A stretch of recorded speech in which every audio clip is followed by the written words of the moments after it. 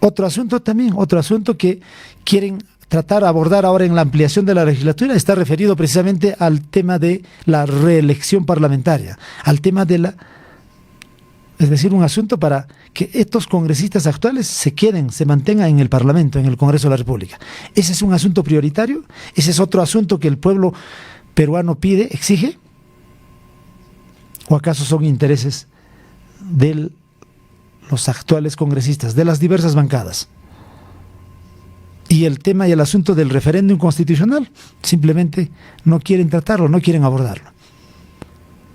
Y así, asuntos o temas intrascendentes que no tienen nada que ver con la exigencia del pueblo, como ya lo hemos manifestado. Aquí, el pedido unánime generalizado es que se vayan todos.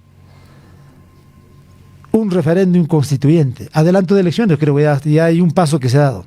Ahora, es cuestión de discutir los plazos, pero ya hay por lo menos un paso importante que han dado. Pero simultáneamente ellos, como ya lo hemos manifestado reiteradas veces, aquí necesita no solamente adelanto de elecciones, porque con eso no se resuelve, sino conjuntamente a un referéndum constitucional. ¿Por qué tenerle tanto miedo? ¿Por qué tenerle tanto terror a una consulta popular, a un referéndum constitucional? Pero ahora, a partir de hoy, el Congreso de la República va a estar abocado al tema de las denominadas, llamadas reformas políticas. Vamos a ver, tenemos que estar pendiente, al tanto, qué tipo de reformas quieren hacer estos caballeros, estos señores en el Congreso de la República, cuando hay otros temas prioritarios que exige el pueblo y simplemente lo quieren obviar, lo quieren ignorar. De modo que este tema lo vamos